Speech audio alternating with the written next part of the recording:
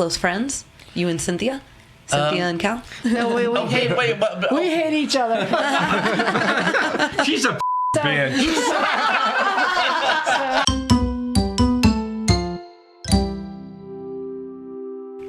Welcome back to another episode of Medium Podcast. It's your host, Melissa Nami. And it's me, Connor.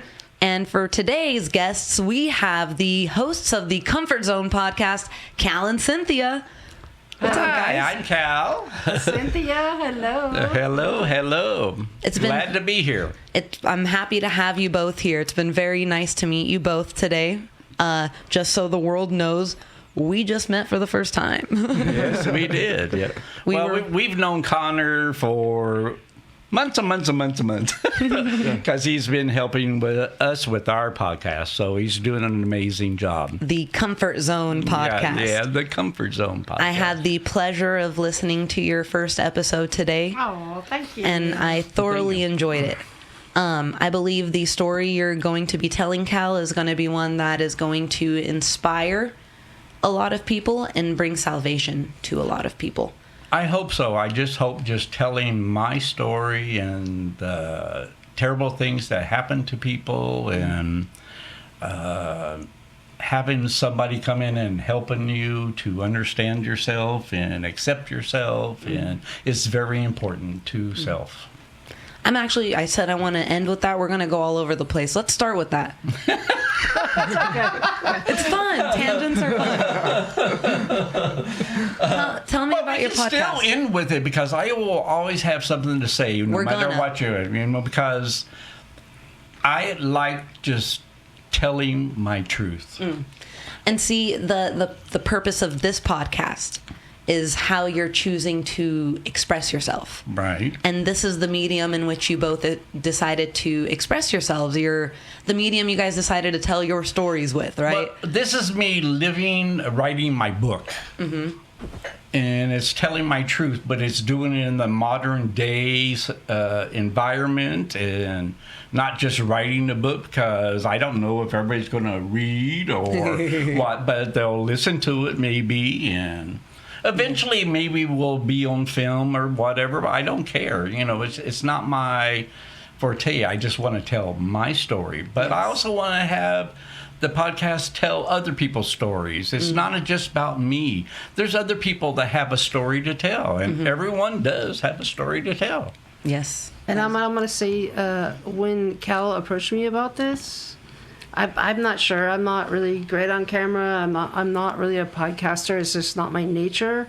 But he said, I just want to save one life.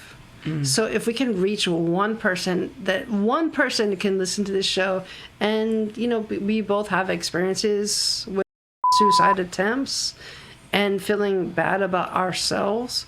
So if we can help somebody else, and he said, I just want one person. To save one person. That's the goal. So that's the goal of the show. And the reason why I say that, because Bob was the only one person that came into my life and saved my life. And for the listeners out there, if you check out episode 1 of The Comfort Zone, we do get a very touching tale of how Cal met his husband.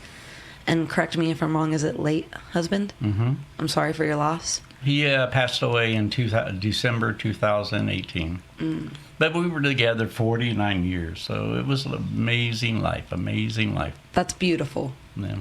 That's a fairy tale. You know what I mean? That's more than some people get in this lifetime. Back then when we got together, you had to know someone that was gay. It was like a secretive world. It just was, you had to know someone to meet someone. Yeah. And through Bob was like very well into himself and accepted himself, and his mother did, and so he had no negative issues. I had the negative issues in my family.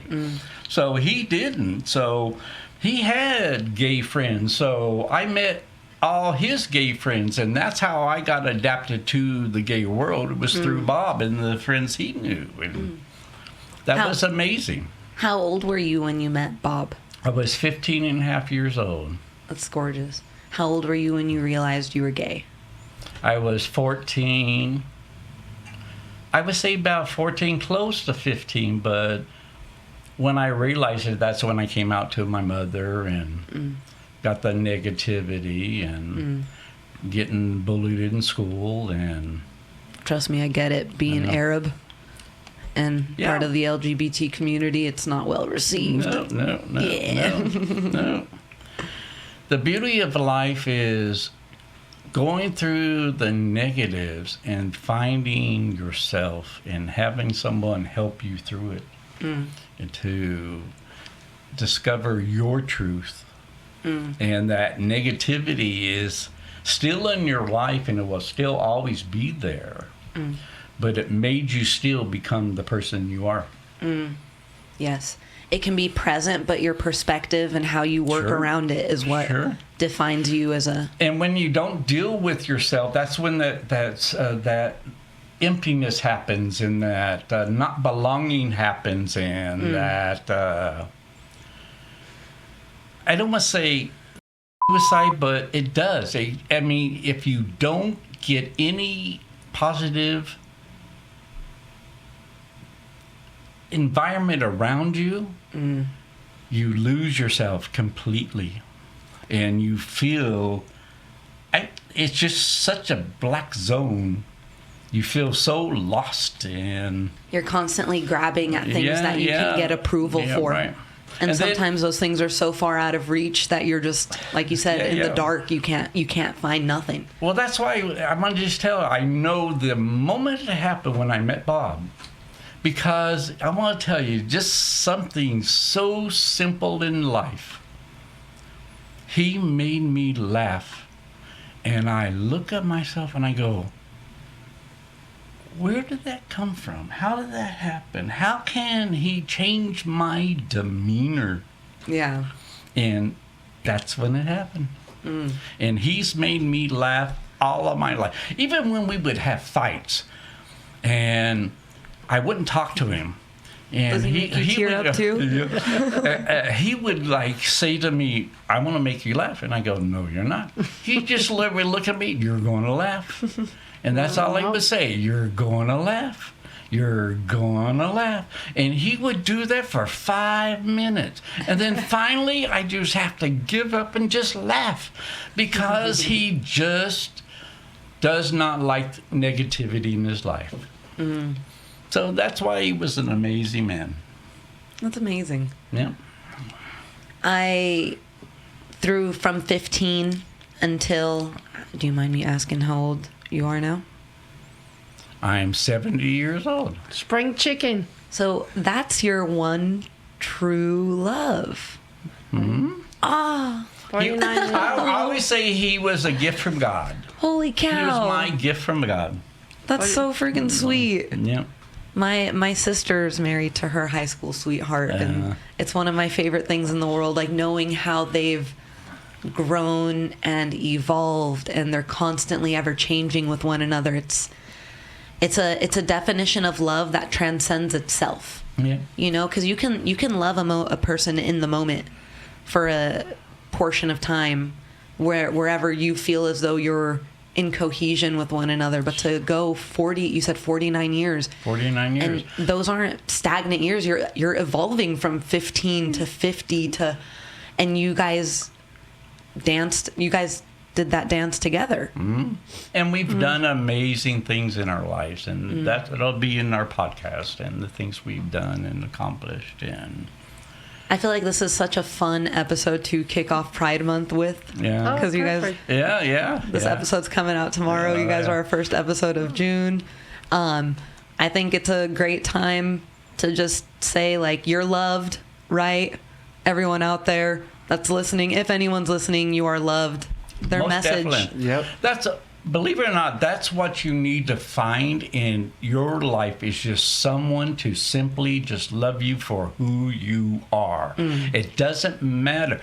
Okay, that doesn't mean you're like a horrible person, like murdering people. You don't love those kind of people. And it's Like the girls writing Charles Manson in prison. But maybe they're that way because they didn't get love. You know, so it's not, love is very important to be cherished and be loved by someone. It's very true. I think about And then also there has to be respect. Because there's an I factor there and an I factor here. You have to respect each other. You honestly have to understand there are differences, and you have to understand them and respect. Yes. Yes. Preach. That's very true. Let me say this really quick. Fun fact, you are the owner of VIP Nightclub, the gay club in Riverside, California. Yes, I am. Very neat. That is probably one of the best things, our most best accomplishment Bob and I have ever done. You guys owned it together? Mm-hmm. Beautiful, beautiful, beautiful. What is your guys' relationship? Are you two close friends? You and Cynthia? Cynthia and Cal? No, we hate we hate each other. She's a fucking bitch. So he lost his partner of 49 years. And she lost her mother. My mom. I lost my mom, who was Around my the best same friend. time. Around the same time. So we didn't even really connect when him and Bob were together. We knew of them. We knew him. We would talk and all that, but it was just a different. He lost something that was so special to him, and I lost something that was so special to me. So we didn't even realize it. We didn't mean it, but when we would just meet each other, and all of a sudden, we had this. But we laughed. Wait, okay. We laughed. We had laughter. That was the thing. It was about laughter bringing back into my life, and I met the girls, and they just made me laugh, and I'm going, oh, that's what I'm missing. You know, that's because I've had that so much, and then I didn't have it. And it was for it was probably about a year after Bob passed, and then we met.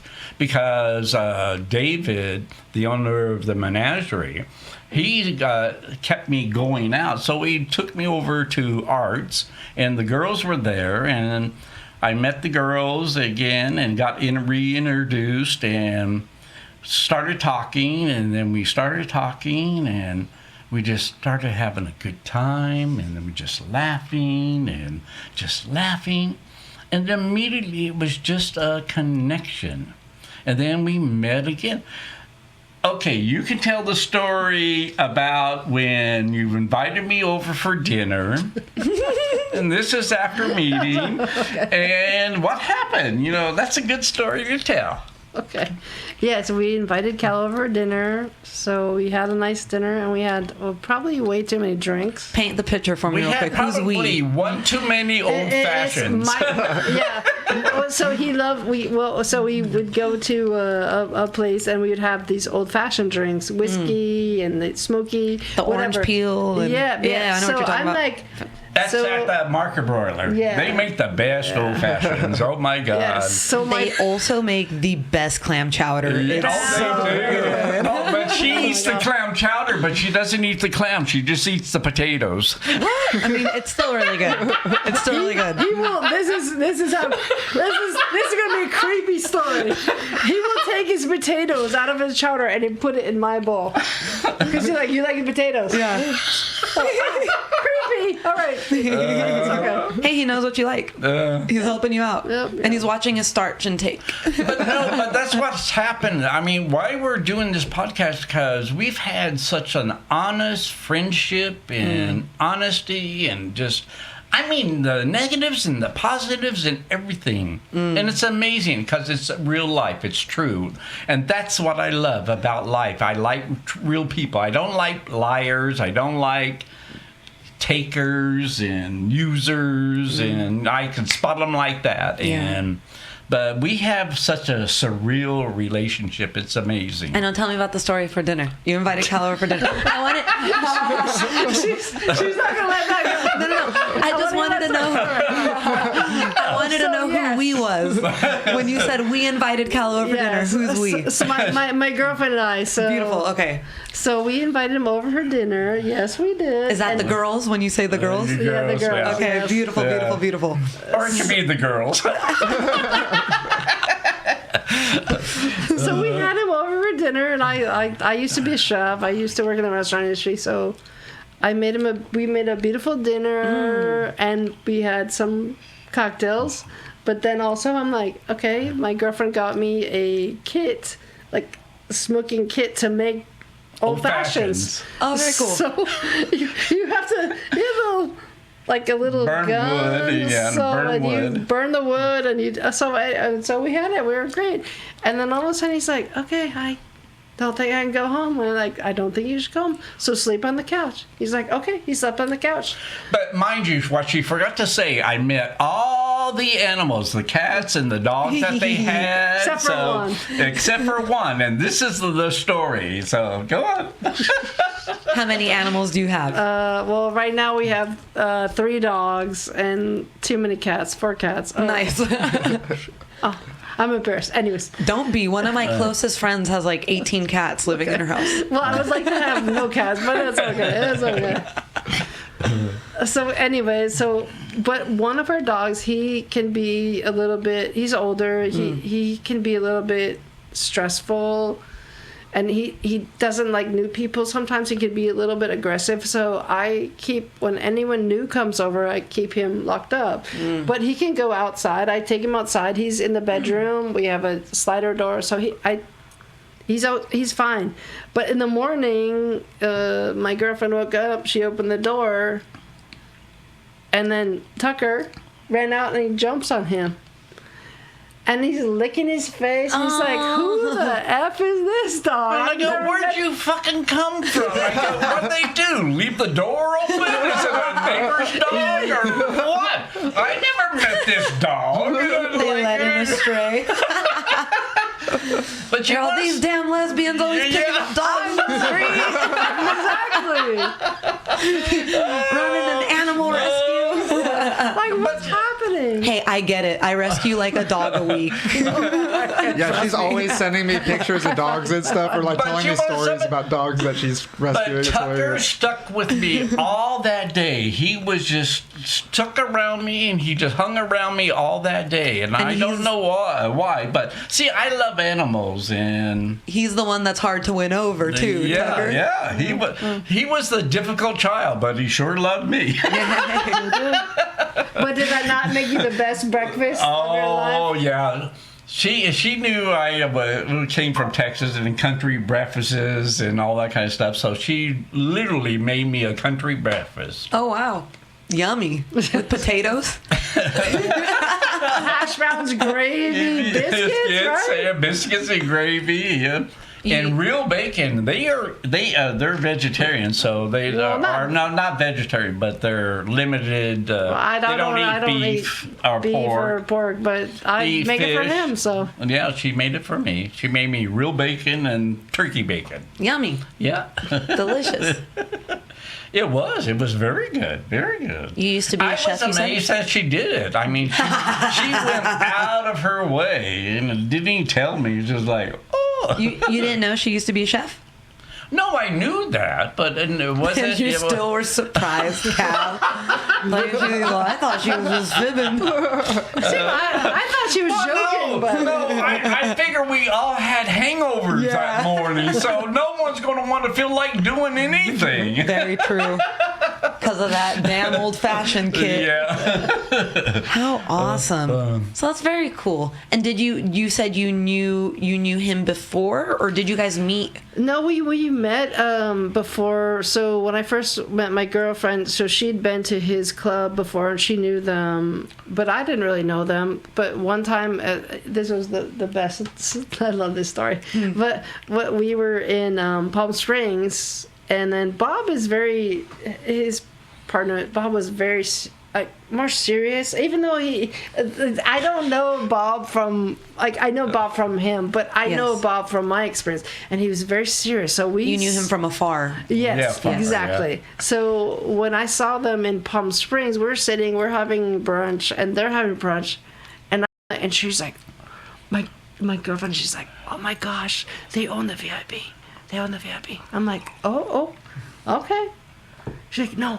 But she was very starstruck. Yeah. Very starstruck. But I'm like, okay. Ooh. So, yeah. But I looked over, and Bob like recognized me. I know he did. Cal, well, you weren't paying attention. Anyways. But Bob was paying attention, and he's like looking at me. He's like, I know these women, but I don't know from where, whatever. So there's this very weird look we kept giving each other. And I go, Bob, we own a club, so maybe they recognize us from the club. It was like, Yeah. But I was cracking up because Bob was like, He was trying to crack the code. yeah. So it was cool because Bob is he's always ready to go. But I loved it because Bob was like, what the? I don't know. But that's when we like connected after that. Shortly after that. Yeah. But anyway, it's amazing how well known you can be and not know you're that well known. Because Bob and I was, after we had the club probably 10 years, we went to San Francisco and we just went to this one gay restaurant, and then we heard somebody talking about the VIP and the VIP this and in Riverside, but we didn't like interrupt their conversation. It was just conversation. So we were just like, hey, that's amazing. We can touch people and they take it elsewhere, when you're out somewhere else in a different environment, a different situation, and you hear about your place, you sort of take pride in it. Mm-hmm.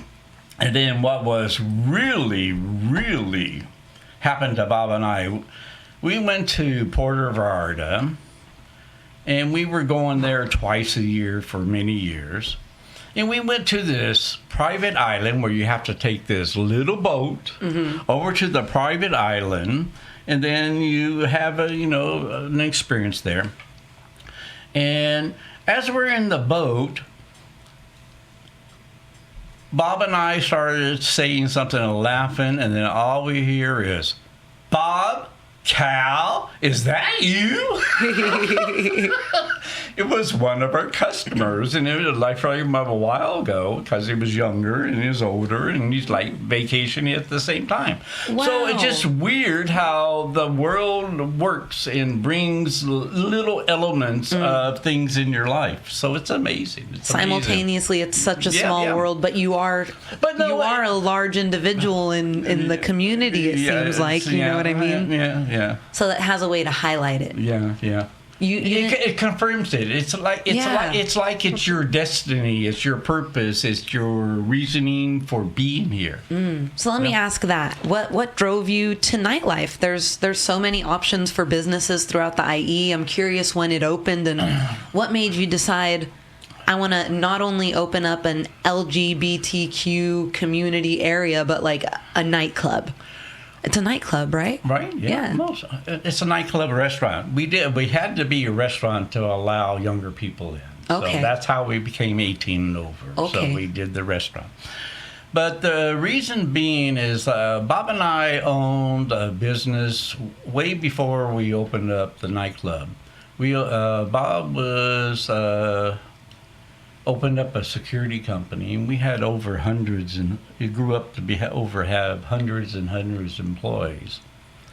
And what really happened, we had that for about 7 years or 8 years, I'm not sure.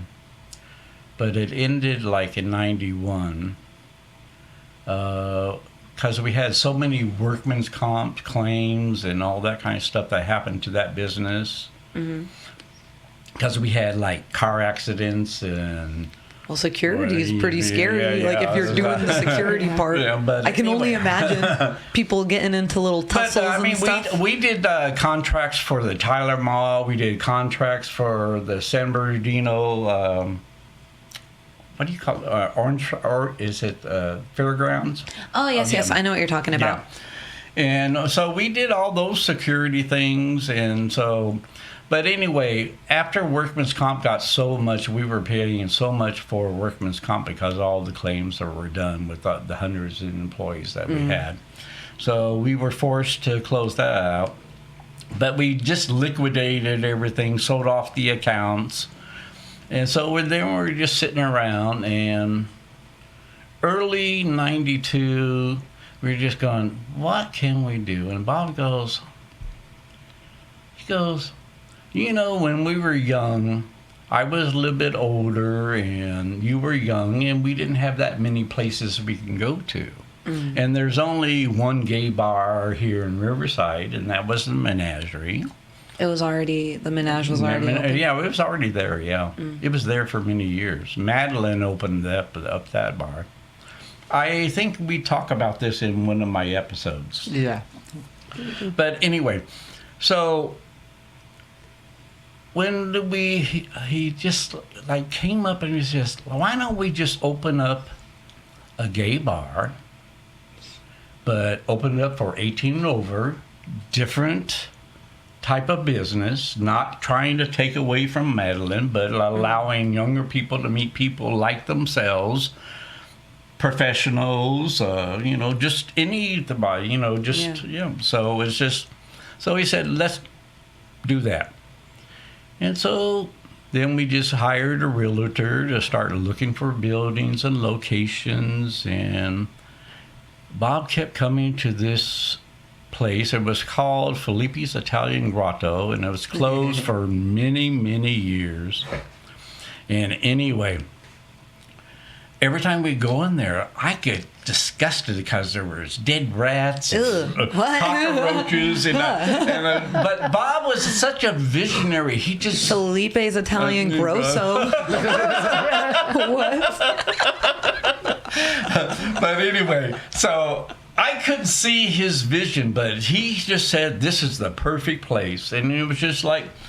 And then when we signed the lease and we did that, and it's like, boom, and it took us months and months and months to go through all the stuff and tear everything out and do everything and clean everything up and do get everything. Get rid of the rats. Get rid of the rats. But anyway, that's how it happened, and that was the purpose. That's awesome. And ever since then, you guys kind of just stayed on that path of 18 and over, because I do think that does offer a space for, like you said, younger people to not only... But it's a safe space. Yes. And that's what's amazing. Yes. I want to tell you, we got respected by the police department, because that's when we had Killarney's and all those, and they would always have the police department over there all the time. But we would handle it in-house, and if we called the police department, they came. Yeah. And they knew there was a reason. Yes. There was so they learned to respect us. Yeah, the police department really, they had a couple officers says, we hardly ever have to come out to you. Yeah. And it was pride, really. It was pride that you want to protect that space you created. Yes. So pride is very special, and that's something Bob and I taught each other and kept. In 1992, when you opened it, was there a large LGBT community in Southern California, like in the Inland Empire? I'm going to tell you, we opened up on October 30th, 1992. Before Halloween? He's a genius! You're a genius! Did you have a Halloween party? We totally did. Oh my God! He's a genius. That's amazing. But anyway, back then, the people was lining around the building. I can only was imagine. Amazing. But Halloween. But back then, we were only beer and wine. Oh. So it was amazing that we just like, That's not bad. That's not bad. I prefer, because hard liquor will bring out the little... Okay, I got you. Like, beer and wine. Oh, okay. No, I don't drink, so that's what you say. Food, I'm there, right? You're talking about the old fashions. I talked about the clam chowder. Oh, that's awesome. Well, so I guess one of the questions I want to ask, how was the environment and the crowd back then, and has it changed? Not only actively but passively from, you've seen 3 decades. Okay, that business was more carefree. We actually, I don't want to really say things that but there was things that happened that can't happen today. The 90s were a different beast. all over the place when it came to cartoons. everything. We had strip shows, and I can't go into too much detail, but we did. I'm sure we're past the statute of limitations now. I hope so. I didn't go there then. I don't know what's happening.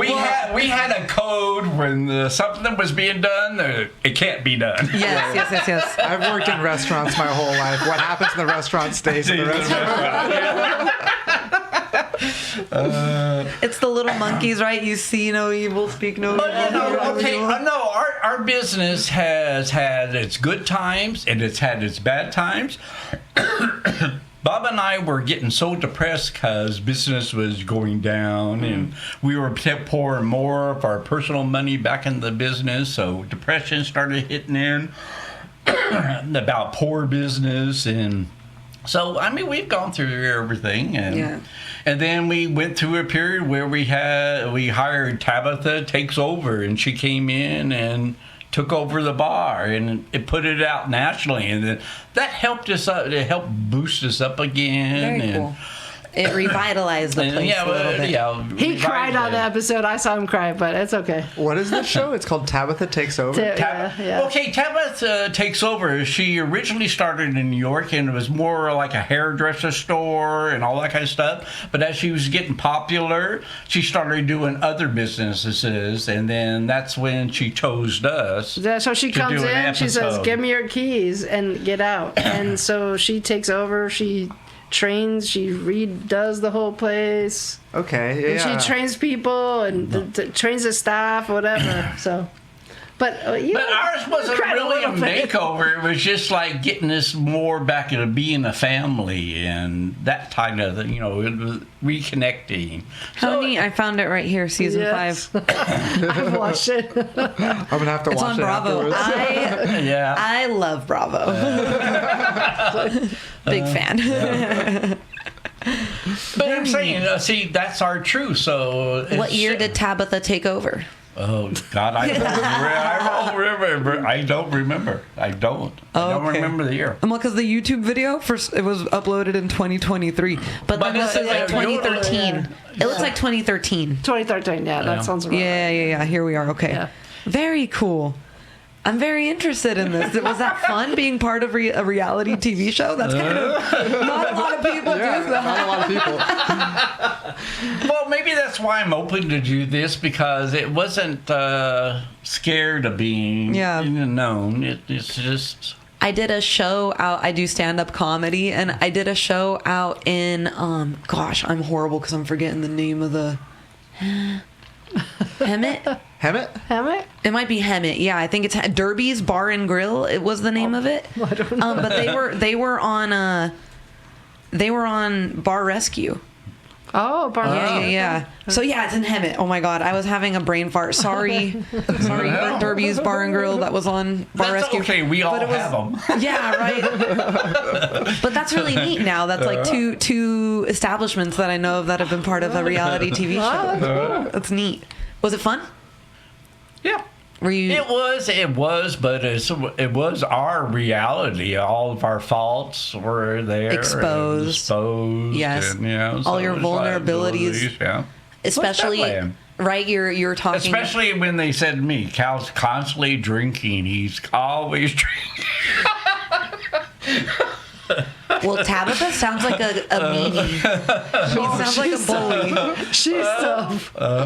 But no, she normally on her show, she comes off really strong, but she was more forgiving for us because talking to all the staff and what they lost. And so it was more about bringing the family together again. It wasn't really about correcting things. It was just a loss of everybody was just stuck on the rut. Well, I feel like if you're coming into a place like Riverside and seeing something so special, because I do believe that creating an environment, creating a space like that in a, not like saying like a city like Riverside. No, this is a redneck town. Yes. It's most definitely. So creating a space like that, especially in 1992, it was like we had to do it secretly. Yes. Yeah. And that's kind of like why I was asking. I'm like, what have you had to do, or what have you noticed as far as like the evolution of the culture? Because again, 3 generations you've seen from 18 and up. You've seen people that are,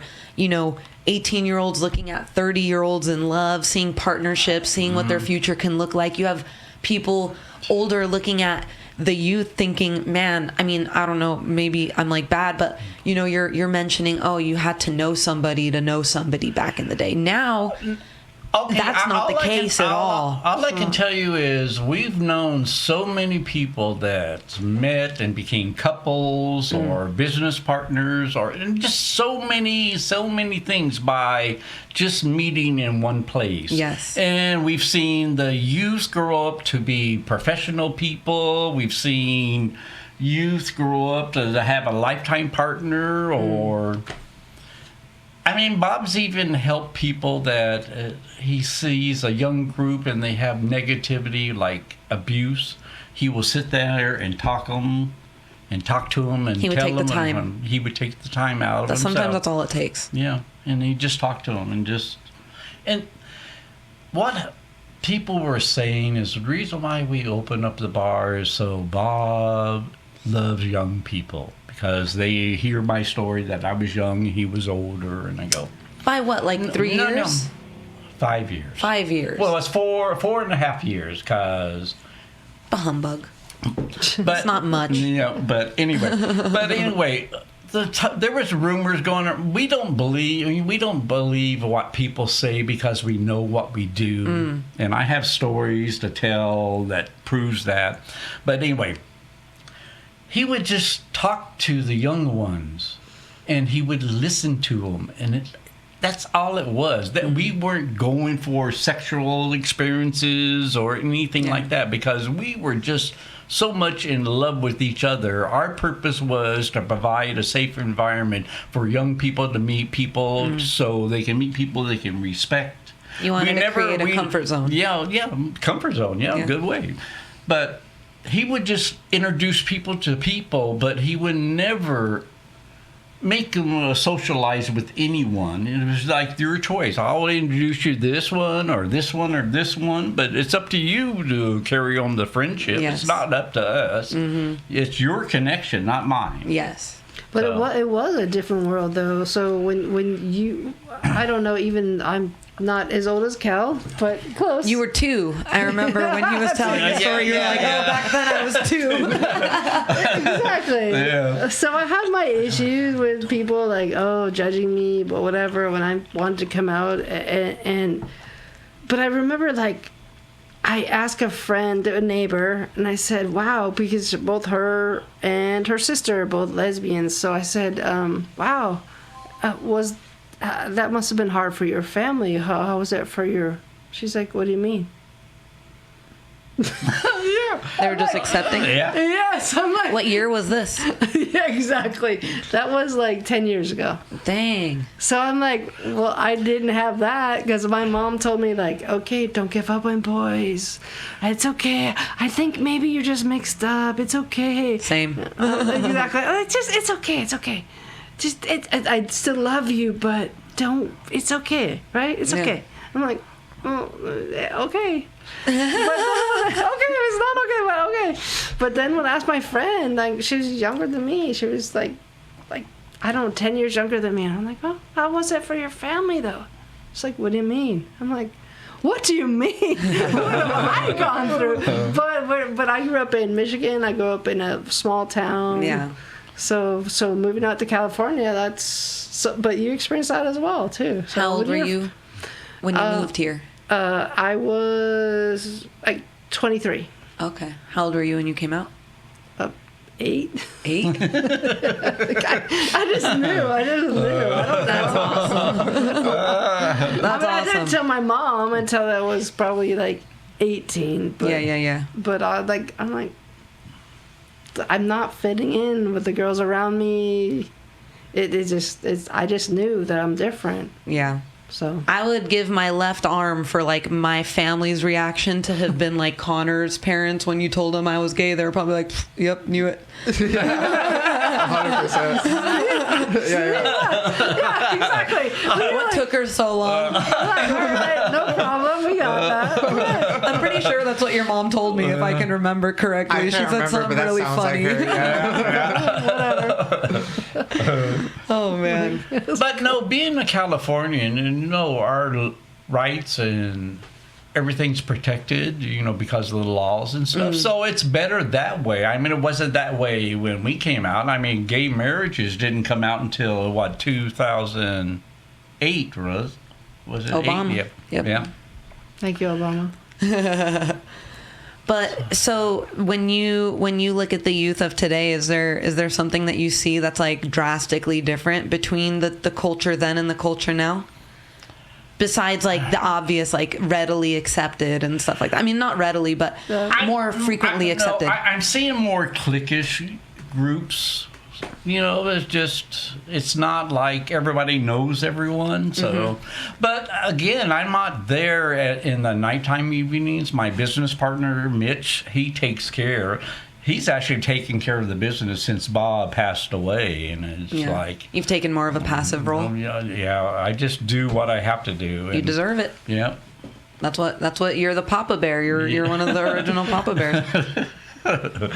Right? Yeah. And that's one of the things when you're talking about pride and your pride in your business and everything like that. When you say that being on a reality TV, you felt vulnerable. I can only imagine, because it's like they're dissecting your child. Yeah. You know what I mean? The innards of it, the people working there. It's like, of course you say he cried. Of course, I'd cry too. If someone came and did like a podcast, I would be crying. I'm not picking on him. I would be crying too. if someone did podcast rescue, So would be crying. You're like, this is what I built. What the heck? Doing my best here. did you move from Michigan straight to Riverside? No, I moved first to West Hollywood. So I went to film school here. Cool. And She has a dear friend she's got to invite. So you were like yeah. you were like real like what Michigan's Midwest? Michiganders. Is it I'm a Michigander. what's it considered? North? Is Michigan northeast? No, I live closer to Detroit. I live in Ann Arbor, so it's a college town. So Okay. University of Michigan, Ann Arbor. Okay, right on. It's the best. Small town girl straight to WeHo. That's about as lesbian as a story gets. I love WeHo. When I first moved here, I love WeHo too. Me It's so too. much fun. And all my friends, like people ask me, like I wasn't out there like looking for girls. The food, everything there is so good. And the dudes, man. What? The guys were so cool. They just like they're so successful. I'm like, I want to be successful like that too. Inspirational. Yes, and they're just fun. And it's like I didn't live a life like I lived a life a little bit more repressed. So I'm like, I come in and I'm like, they're just like, let's have fun. Let's go and have a couple drinks or just go get some pizza and have fun. Yeah. So that was a world to me. I was like, wow. This is the best place. I was so happy. And who was your best friend there?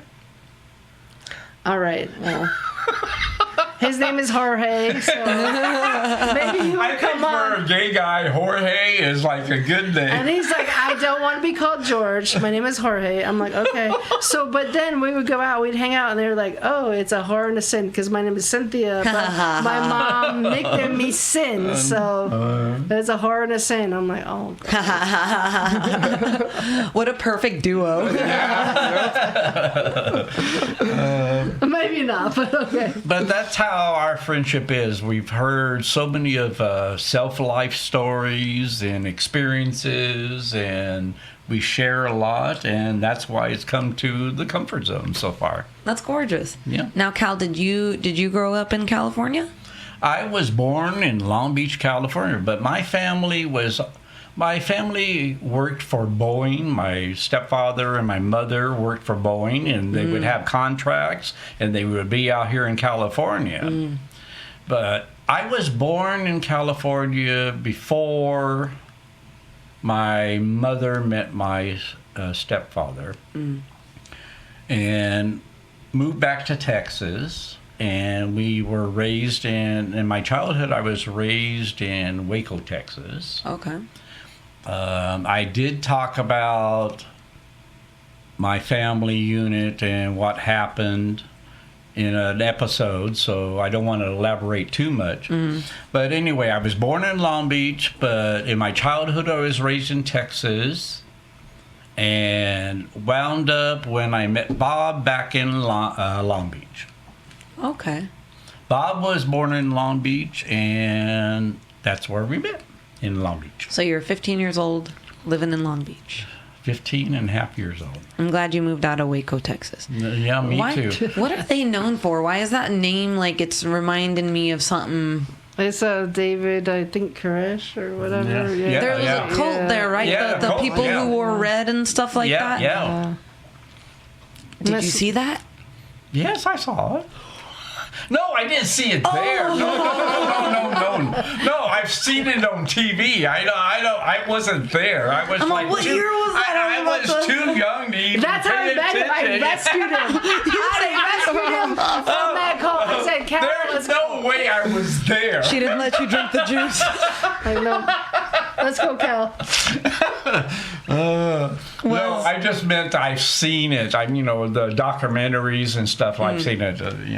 I go, that happened in Waco. I didn't know that. That's nuts. That name, I'm like, wait a second. That sounds pretty nuts. Right. Yeah. So was Riverside welcoming to such an establishment back in the early 90s? Believe it or not, we didn't have any trouble. I mean, we had hecklers once in a while, but no, it was just went so smoothly, and just we were able to just get away with stuff and nothing happened. Did you have any particularly positive experiences while getting the club ready? Like something you hadn't expected from the community or anything like that? We only really had problems with city ordinances, but Bob was very good at that. He just finagled and worked through it. And Did he have the gift of gab? He definitely had the gift of gab. I'm like, I don't know him. Bob was a socialite. I mean, he had to be on top of everything. He just was. He was an Aries. He was stubborn, bullheaded, and he really just had to get things his way. Did you enjoy having that type of go-getter leading? Well, especially with my personality and trait, I was always shy. I have to have cocktails to even talk. Really? To share. Yeah.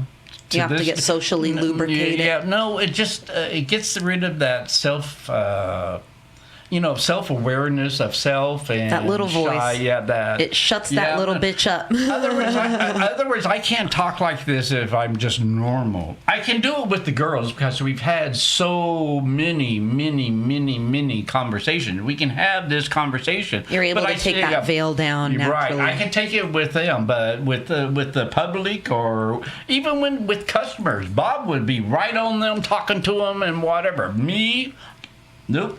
Did you prefer taking that observational role naturally, like a wallflower? No, but okay, Bob was the one that kept me social. He kept me out there. My partner and I have a very similar dynamic. Yeah. I'm not very social. Yeah. See, that's how it happened. I felt, but he was my complete opposite, and all I can say, how I define it is, I understand him so well, and he understands me so well, but we're different people. But we make a full circle. Yeah. We complete each other just by enhancing. His thought might not be my thought, but it can be my thought if I listen to him. Yes. So we just developed such a sensational relationship.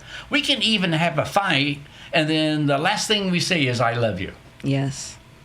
That's true love. One of the most important things. Yeah. In a relationship. One of the most important things. Never go to sleep mad. So you're more shy? I am. Your partner? So. this environment's where I like shine, okay, I guess, okay. in a small, I'm talking to two people, a few people here and there.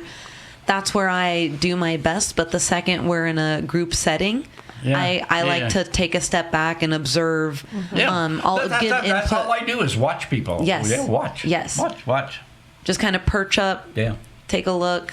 Depending if even when I'm with like my group of friends, I love just taking a step back and observing my friends interact because I'm like, this is fun. So, Cynthia, are you feeling comfortable? Yep. Because She was so stressed out about this, and I go, well, okay, be stressed out about it. It's something we need to do to promote what we're doing and what we're trying to do. And the nerves mean you care. Yeah. It means something to you. You're not in here just willy nilly. See, I care. Okay, but you know what? I care. You care. Tell him. Really tell him. I'm just kidding. Oh, well, that was your last podcast, the knives, the sword. It's a murder podcast. We don't want to be on ID channel. I love to watch it, but I don't want to be on it. So. No way. I can't keep a secret. I'd be bad. But you know something? It's fun. This is a good podcast because there's laughter and there's just trueness, and it's just amazing. I just love that. I love that. And you made me feel so welcome. No, thank you. I'm sorry. No, don't be sorry. One of the things I love that you people. both have reiterated over and over again is the emphasis of laughter and how that's brought you not only joy but comfort in dark times. Yeah. And I truly believe, and as corny as it sounds, like laughter really is the best medicine. It's the best medicine. It is. Sometimes if you can't take a look at not only yourself but this cruel world around us and take a laugh at it, then all we're going to be is miserable. You're going to be stuck. But that's why it's good, because of the chemistry is laughter. Yes. That's the catalyst that keeps it going. Yes. So let's bring it back to comfort zone. Yes. Tell me, what is the theme of your guys' podcast? It's pretty much just what It's basically truth shared. of self-life. It's basically that's what it is. In other words, you have to have negatives to know what a positive is. And for self, That part. Yep. for self, you have those negatives within yourself, and you have to find the positive that takes it away. And to be positive, you have to put yourself out. Yes. This is really about sharing like stuff, dark stuff. But that's how we connected. We shared dark stuff in our lives. It's a true human experience. Yes. Yes, it is. Yeah. But we definitely. can crack up too. Like there's definitely laughs in comfort zone as well. Yeah.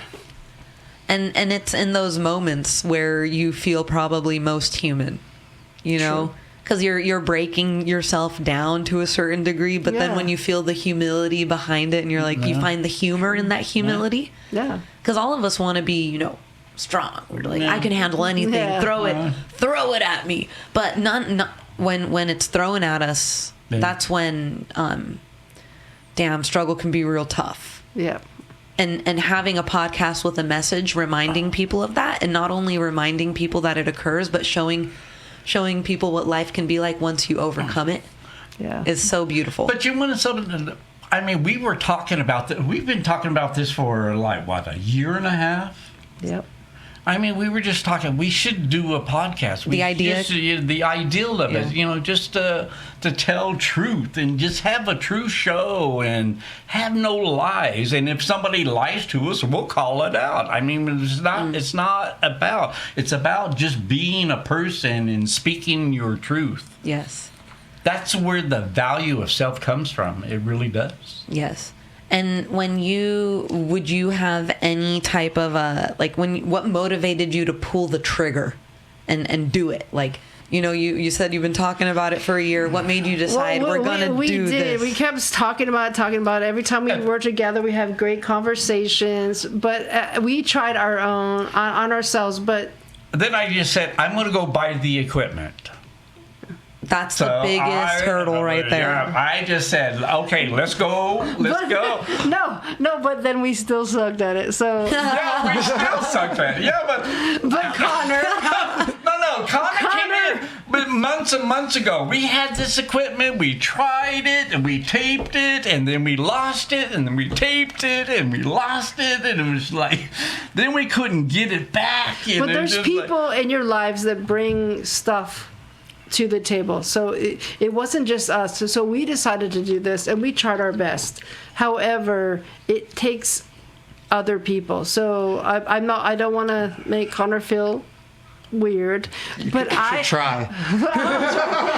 but I know Connor from a place that he used to work and I used to go to.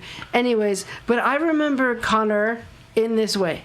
So Connor came to me every time I would come to this place. He would give me a hug, and it was a real hug. It's not a fake hug. He would make an effort to stop whatever he was doing in that moment to come. Sorry, but he would come and hug me, and that felt beautiful and it felt true. And then even I'm sitting across from him, and he would hold my hand. He would just say, "How are you doing?" So that's a real person. So that is actually what helped us, because we talked about doing this, but we tried. Like I said, we were a mess. And I'm like, I looked at other people who would help with podcasts, and they're like, okay, it's $5,000. You're gonna do this. You're gonna do that. You're gonna listen to this class. And I'm like, I don't know. It doesn't feel like. It doesn't matter about the money, but it doesn't feel like us. Yeah. We need somebody who's true and has a heart and soul. So that's where Connor came in. Yeah. Because he gives the best Sweet. hugs. So. I don't know. Guilty. But you know, what we did I'm going to tell you, when we met Connor, we told him, it's like, okay, we understand you want to be a director. So you be our director, you be our producer. And what happens is, if whatever income comes in, he gets 20%, I get 20%, Cynthia gets 20%. And then 20% goes to Cynthia's charity, and the other 20% goes to my charity. Oh, you guys both have separate charity? Other words, there's no competition about who has what or who does what or whatever. It's all got a purpose. It's all wholesome. It's all wholesome, and there's no competition. There's no everybody's here for doing the same thing. And the next person that wants to hire you, Connor, you just got to send them like an address where to meet, and you just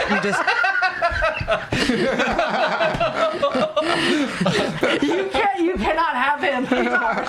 No. But do you know your address on the house is Don't say different it, no. on the curb? Come on, don't say it. He'll edit out everything. He's got it. That's what I'm here for. No, it's the townhome. So the curb you saw is hers. Because we share one half of the home with. It's not. We don't share it. We can't. Like, I can't get to her house, but the wall is shared. Yeah. So the other number is that one, and we're this one. But why don't you have your number up on the house? I do. It's just it matches the house.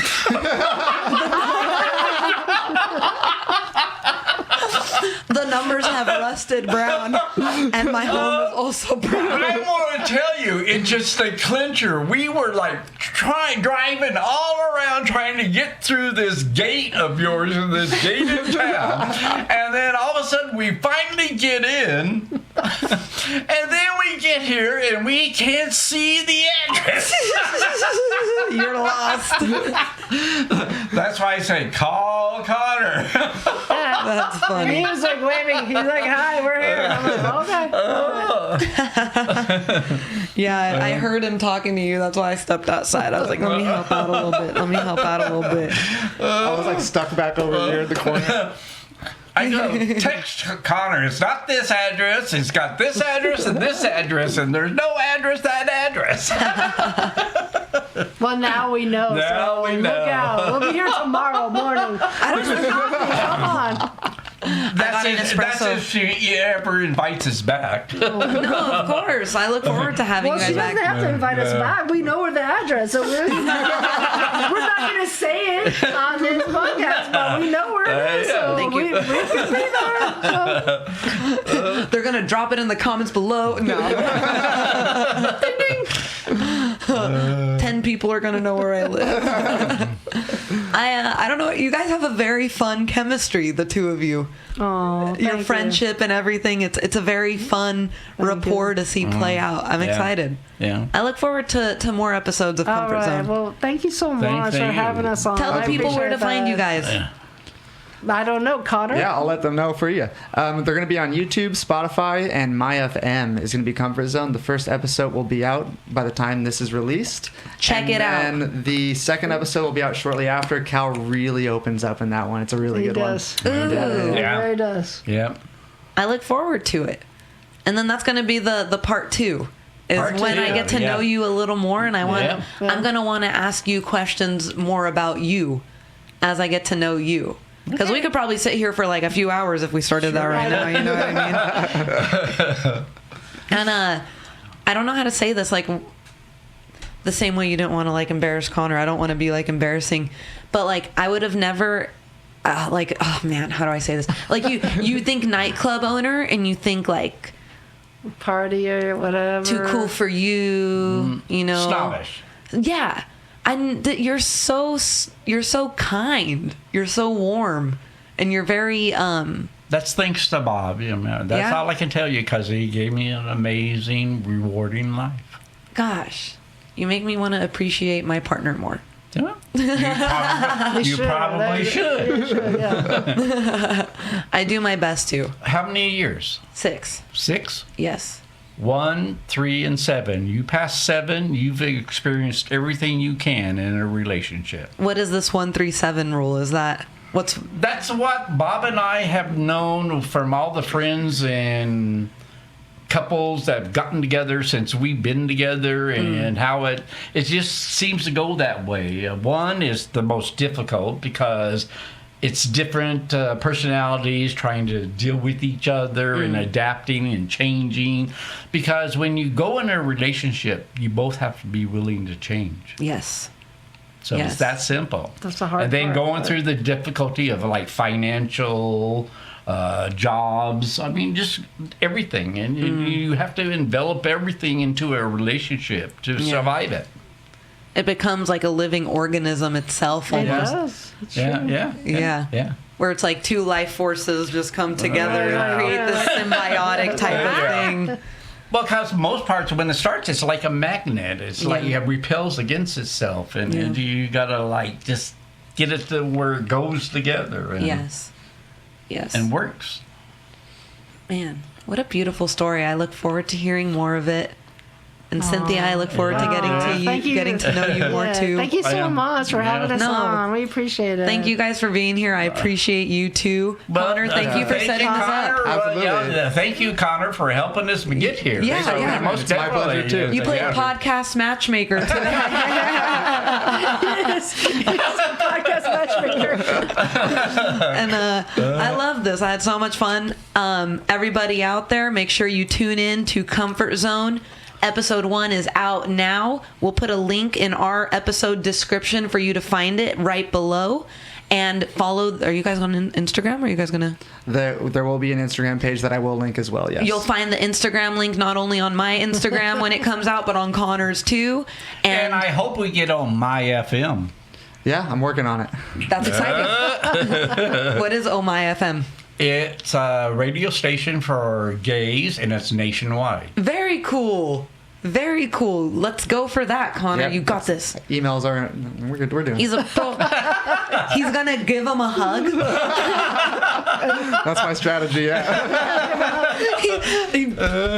Excuse me, I need to speak to that. just hug him. No, my FM does a lot of gay podcasts, and they do it for free. And Very cool. That's a very nice type well, of. listen to it. It's 104.3. Okay, 104.3. Yeah. Great. Yeah. What a great platform. Yeah. That's exciting. Yeah. And thank you for having us on the Medium podcast. Hey. Yeah, thank you. Yeah. Yeah, thanks, guys. guys. Everybody, like, share, subscribe. Thank you for tuning in, and we will see you next time. Thank you, guys. Thank you.